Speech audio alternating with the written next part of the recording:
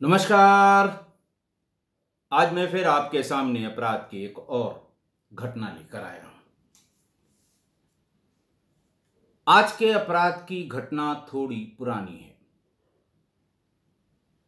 बहुत पुरानी नहीं, जनवरी की है। आज का प्रदेश है राजस्थान, जिला है सीकर और सीकर का एक इलाका है सीहोर बड़ी।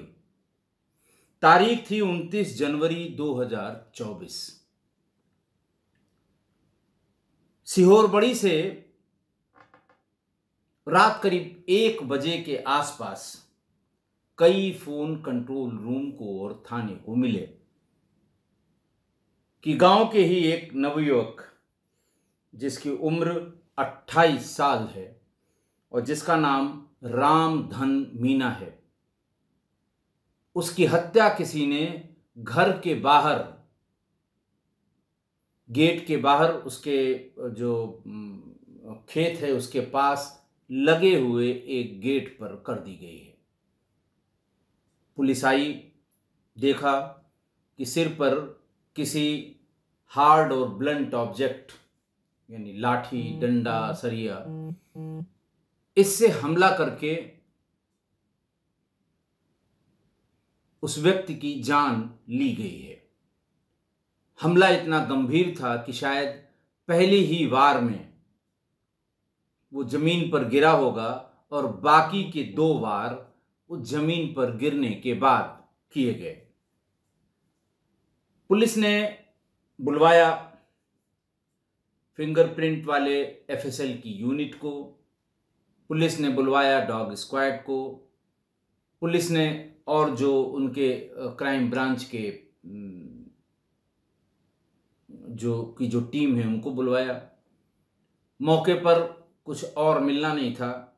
जो गेट लगा हुआ था उस गेट पर जो फिंगरप्रिंट्स आ सकते थे चिकनी सतह पे, वो फिंगरप्रिंट लिए गए।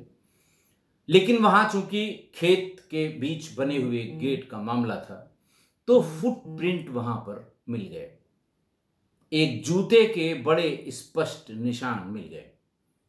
पुलिस ने उनको एक फ्रेम में प्लास्टर ऑफ पेरिस डाल के, उसका घोल डाल के वो प्रिंट उठाए जाते हैं ताकि भविष्य में अगर इसको एविडेंस की तरह इस्तेमाल किया जाना हो तो अपराधी के जूतों से मैच कराने के लिए उसका इस्तेमाल किया जा सके।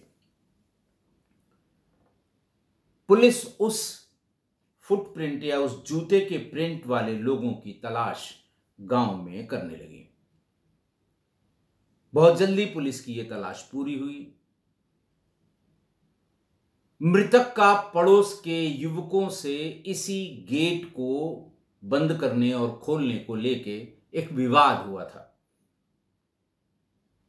पुलिस उनको पकड़कर ले आई पूछताछ करने के लिए और उनमें से एक वही जूता, वही खांचे वाला जूता पहनकर आया था।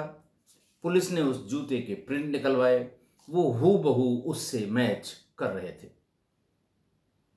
पुलिस ने पहले साधारण तरीके से बात की, फिर पुलिस को लगा कि ऐसा कैसे हो सकता है कि यही जूता मौके पे था, इसी से झगड़ा हुआ था और इसी गेट का झगड़ा था, इसी गेट को बंद करने के लिए मृतक यहाँ आया था।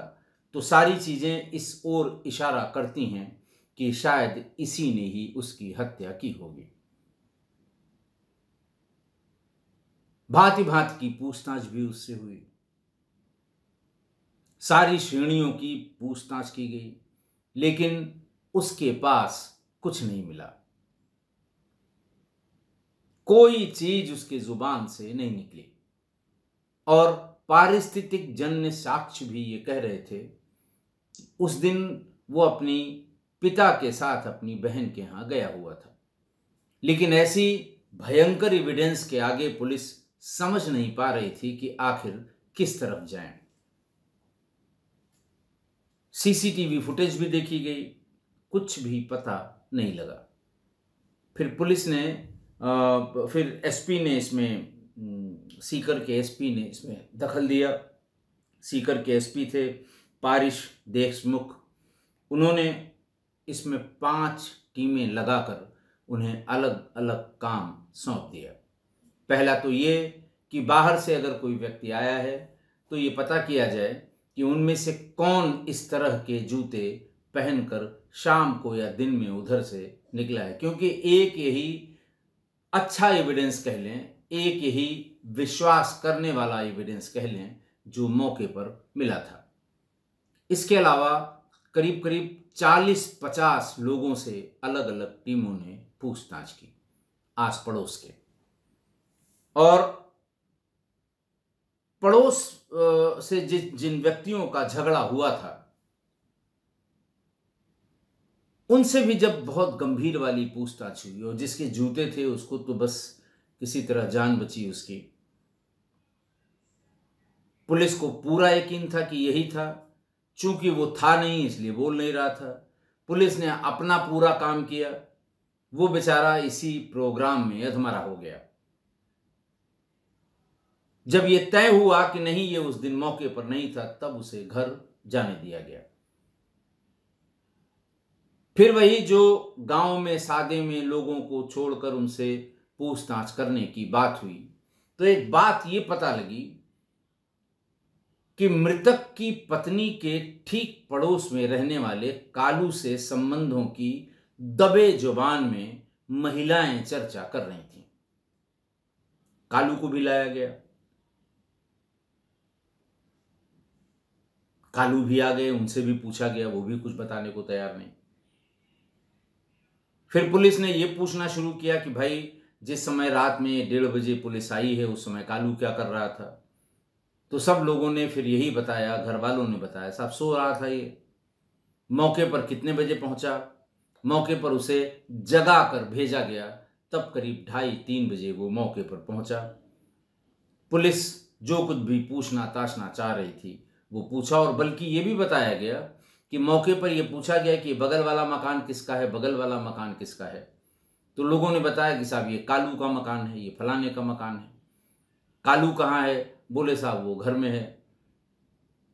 फिर घर वालों ने आके बताया साहब सो रहा है। एक सिपाही साथ में गया और ये कहा जगाओ इसे, और वो जगा कर मौके पर लाया गया। इसलिए पुलिस को उस पर कोई संदेह नहीं निकला। पुलिस का सारा संदेह वो जूते की फुटप्रिंट वाले लड़के के ऊपर ही रहा। जब बार बार यही बात आई कि साहब इसके कालू से संबंध है, ऐसा महिलाएं बता रही हैं, पुरुषों के संज्ञान में बहुत ज्यादा नहीं था, तो मृतक की पत्नी को भी थाने पर बुलाया गया और फिर पुलिस ने सीधा सीधा सवाल किया कि तुम्हारे कालू से कैसे संबंध है। तो उसने अपनी सफाई में बताया कि साहब हम दोनों का खेत अगल बगल है, और कभी बीज की कमी हो इनको तो हम दे देते हैं, कभी हमको कमी हो तो ये इनसे ले लेते हैं, कभी रखवाली में हम नहीं जा पाए तो ये चले जाते हैं, कभी इनकी खेतों की रखवाली में या कोई परेशानी में मेरे पति चले जाते थे, इसलिए इनका आना जाना हमारे यहां था। दोनों से अलग अलग पूछताछ की गई तो बयानों में बड़ा भारी डिफरेंस आया। कालू बिल्कुल साफ मना करता रहा कि नहीं, मैं जाता ही नहीं, मुझसे कोई बात ही नहीं हुई। फिर दोनों की सीडीआर निकाली गई। सीडीआर से पता लगा कि करीब 3 महीने पहले दोनों से 2-2, 2.5 घंटे लगातार एक एक कॉल पर बात हुई है, और इंटरनेट के एक्टिविटी से पता लगा कि पूरी पूरी रात उस समय ये दोनों के इंटरनेट एक्टिव थे और यूज किए जा रहे थे। पुलिस ने ऐसे कॉल्स के बारे में, उन सब के बारे में डिटेल इकट्ठा किया। कालू से पूछताछ की जाने लगी। कालू 5वीं पास था और मृतक की पत्नी बीएड की हुई थी, पढ़ी लिखी थी, सच संवर के रहती थी, अच्छे कपड़े, अच्छे, जैसे कुछ महिलाओं को शौक होता है सजने धजने का, अच्छे कपड़े पहनने का। लोगों ने बताया कि साहब ये बाजार से सामान लेने भी जाती है तो पूरा सज संवर के जाती है, अदरवाइज घर में रहती है, कोई दूसरा काम नहीं करती है। बयानों में इतने बड़े विरोधाभास के कारण पुलिस ने थोड़ी थोड़ी सख्ती शुरू की और कोई 1-1.5 घंटे की मशक्कत के बाद सही बात पता लग गई। दोनों ने ये बताया कि हाँ, हम दोनों ने मिलकर इसकी हत्या की है। कारण पूछा जाने लगा तो मृतक की पत्नी पूजा ने बताया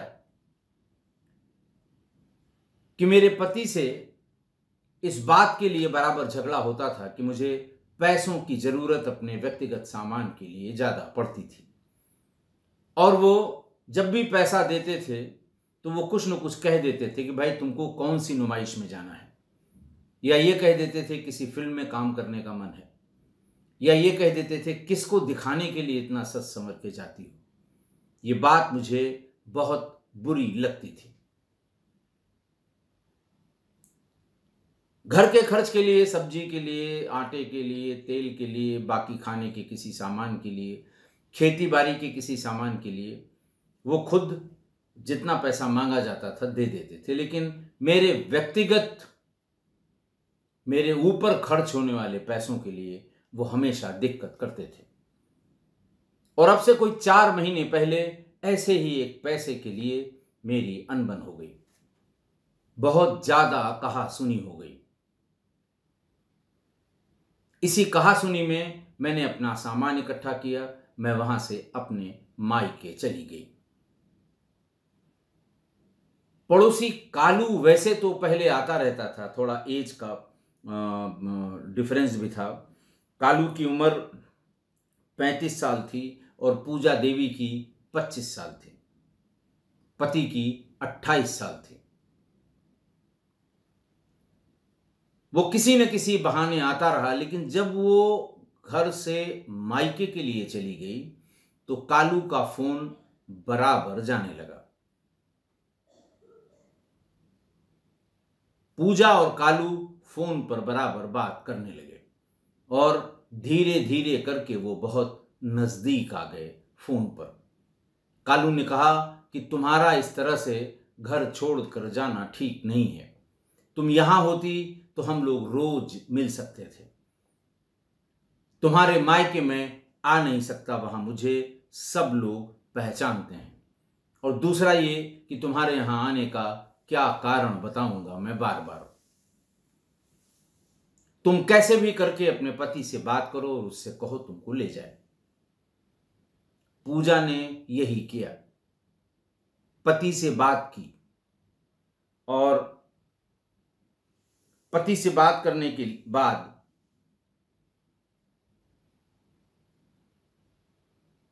उससे कहा कि मुझे ले जाओ।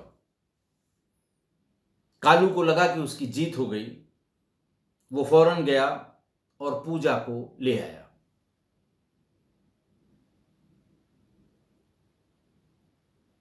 कालू, मैं शायद नाम में कंफ्यूज कर गया हूं पहले, कालू राम मीना वो पूजा के पति का नाम था, और उसका जो प्रेमी था, जो उसका पड़ोसी था, जो उससे फोन पर बार बार बात करता था, जिसने उसको ये कहा कि पति से कह दो तुमको ले जाए, तुम यहां आ जाओगी तो हम लोग मिलते रहेंगे, उसका नाम सुरेश कुमार उर्फ कालू था। पति का नाम रामधन मीना था। ये कंफ्यूजन दूर कर लीजिएगा, पति का नाम रामधन मीना, जो मैंने बताया शायद कालू बताया, रामधन मीना पति का नाम था, और कालू जो है उसका नाम था सुरेश कुमार उर्फ कालू, पिता का नाम सांवर मन मीना। बहरहाल इसको पति पत्नी से समझिए कि पड़ोसी ने ये कहा कि तुम पति को कह दो ले जाए, तो पति रामधन मीना गया और विजयी भाव में उसको लेकर वापस आया। इस बीच में पड़ोसी का आना जाना बहुत ज्यादा हो गया पूजा के घर। जब भी वो काम पर सवेरे निकल जाता था, दोपहर के समय ये दोनों उसी घर में अपना वार्तालाप में बिजी रहते थे। दोनों में अच्छे संबंध हो गए और संबंध भी हो गए। पूजा ने यह कहना शुरू किया कि अब जल्दी से जल्दी इसको रास्ते से अगर नहीं हटाओगे तो मेरे लिए मुश्किल बढ़ती जाएगी।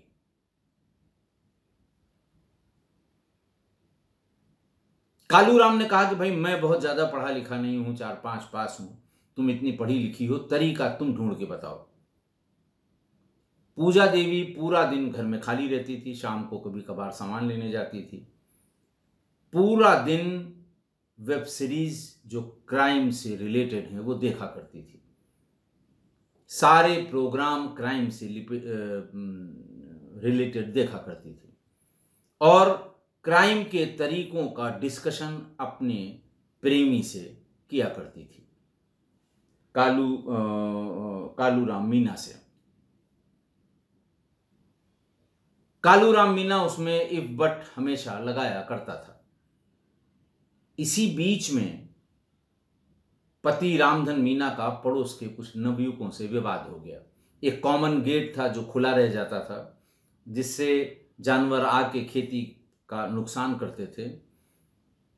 जब काफी विवाद हो गया तो पंचायत ने यह तय किया कि रात में ये गेट बंद रखने की जिम्मेदारी रामधन मीना की यानी पूजा के पति की है और दिन में इसको बंद रखने की जिम्मेदारी उन लड़कों की है। जब वाद विवाद हुआ तो पूजा नेचुरली घर से बाहर आ गई और परिवार वालों के साथ और अपने पति का साथ देती रही। इस विवाद के शांत होने के बाद जब पंचायत ने इस विवाद का हल निकाल दिया तो पूजा ने कालू से कहा कि बड़ा जबरदस्त आइडिया मेरे दिमाग में आया है, ऐसा एक क्राइम के एपिसोड में मैंने देखा है। उसने पूछा क्या है? उन्होंने कहा कि इनमें से जो 3-4 लड़कों से जिस परिवार के लड़के हैं जिनसे विवाद हुआ था, उनमें से एक हमेशा स्टैंडर्ड या जो अच्छे ब्रांड वाले जूते हैं, स्पोर्ट्स के जूते पहनता है। तो उसने कहा इससे क्या होगा? बोले उस ब्रांड के जूते बाजार में मिल जाएंगे, मैं वो जूता खरीद कर तुम्हें दे दूंगी। शाम को जब ये गेट बंद करने रोज 10-11 बजे के आसपास गेट बंद करने जाता था, क्योंकि पंचायत ने ये कहा था कि रात में गेट के रखरखाव और बंद होने की जिम्मेदारी सब रामधन की है, रामधन मीना की यानी पूजा के पति की। तो ये 10-11 बजे निकलेगा और तुम वही जूता पहन के आना, इसके सिर पर वार करना, ये वहीं मर जाएगा। उसके बाद थोड़ी दूर तक वही जूता पहने हुए वापस जाना, फिर जूता उतार के हाथ में ले लेना, तब घर जाना, ताकि पुलिस को कोई शंका ना हो। जब किसी पक्की जगह पे, पक्की फर्श पे पहुंच जाओ तो जूते को उतार दो। आइडिया उसकी भी समझ में आया। तो उन लोगों ने पहले 28 जनवरी को रामधन को मारने की कोशिश की। तय टाइम पर जब पूजा ने फोन करके बताया कि अभी गेट बंद करने के लिए बाहर जाने वाले हैं, 2 खेतों के बीच का एक गेट था, ये जाने वाले हैं, वो भी लाठी लेकर आ गया। जल्दी से ही आया, इसने उसका गेट बंद किया और वापस चला गया। हिम्मत ही नहीं पड़ी कालू की कि उसे मार सकें। और गेट पर पूजा इस बात का इंतजार कर रही थी कि अब कालू इसको मार देगा, फौरन मैं मौके पर पहुंच जाऊंगी। उसे बहुत भला बुरा कहा, ये भी कहा कि मैंने बेकार में तुम पर यकीन किया, तुम किसी काम के नहीं हो, इस तरह की बातें कहीं, उसको चढ़ाया बहुत। तो 29 जनवरी को उसने इस काम को अंजाम दे दिया। एक सरिया हाथ में लेकर आया, सरिया या कोई हार्ड ऑब्जेक्ट। जैसे ही ये दूसरी तरफ मुंह करके दरवाजे को बंद करने की कोशिश कर रहा था, सिर पर इसके वार किया, ये गिर गया। गिरने के बाद 2 वार और किया, मौके पर ही इसकी मृत्यु हो गई। और पुलिस परेशान रही उसी फुटप्रिंट के चक्कर में, और इसी चक्कर में 15 दिन लग गए इस को खोलने के लिए। पुलिस ने दोनों को गिरफ्तार करके जेल भेज दिया। आज की घटना देखिए, पति पत्नी का घरेलू विवाद कोई बड़ी बात नहीं है। इस घटना में भी पति पत्नी का घरेलू विवाद, पत्नी शाहकर्च पति से हमेशा पैसों की डिमांड।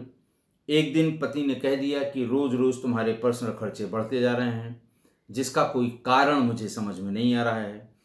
लगता है सामान लेने बाजार जाती हो, तुम कहती हो उसके लिए तुम्हें सजना धजना पड़ता है, सामान्य कपड़ों में भी जा सकती हो, ये खर्चा बच सकता है, तो इतना खर्च मेरी समझ में नहीं आ रहा है।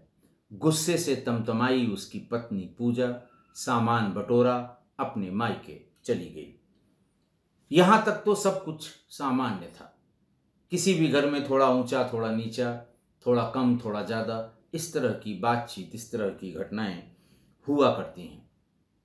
पति पत्नी हैं तो थोड़ा बहुत तू में होगी। बड़े बुजुर्ग तो कहते हैं जहाँ बर्तन आपस में खड़खड़ाए नहीं, वो तो मुर्दा घर है। इसलिए घर में स्वस्थ परिवार या स्वस्थ पारंपरिक परंपरा के लिए बर्तनों का आपस में खड़खड़ाना जरूरी है, यानी परिवार में आपस में वाद विवाद होना भी ज़रूरी है।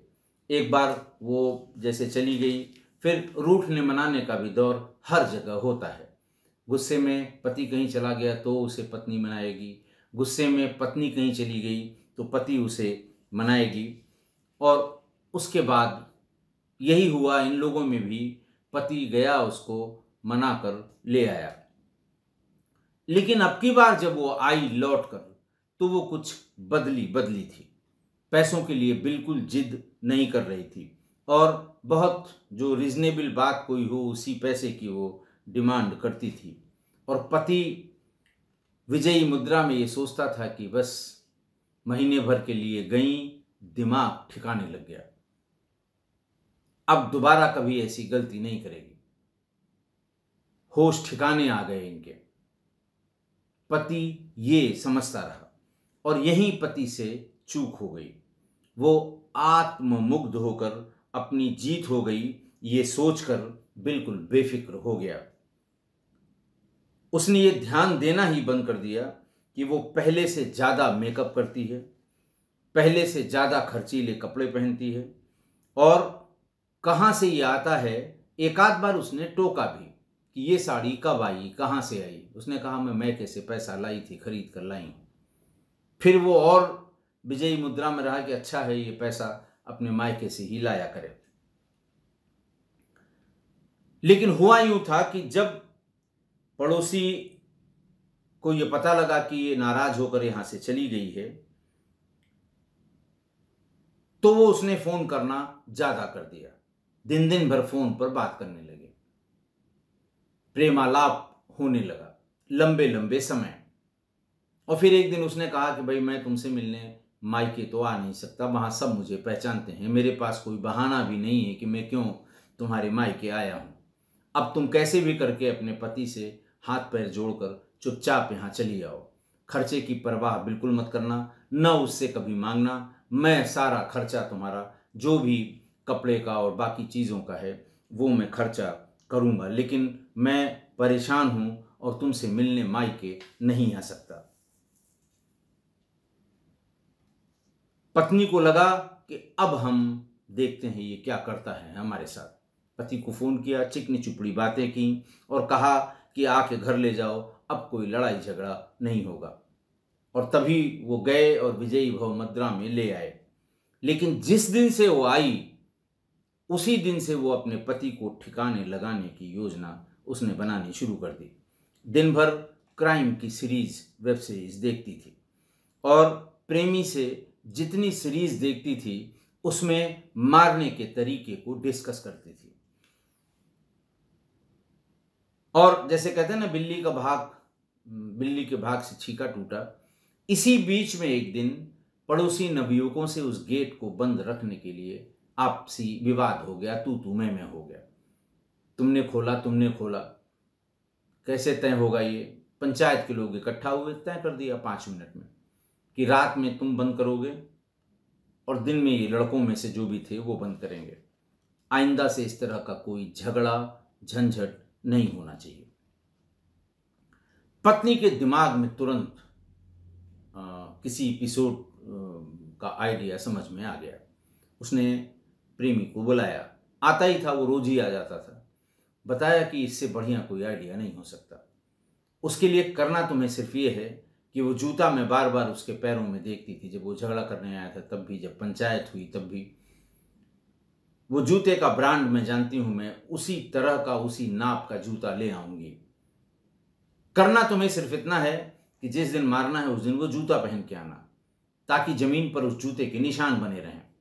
पुलिस वो निशान उठाएगी और फिर उसके बाद उसी को पकड़ेगी। नहीं पकड़ेगी तो मैं किसी दूसरे से कहलवा भी दूंगी। पुलिस पकड़ेगी, उसके ऊपर हत्या का आरोप लगेगा, वो जेल चला जाएगा, हम तुम शादी कर लेंगे। मतलब बहुत आसानी से, बहुत आराम से ये बात उसने समझ ली। और हुआ भी यही।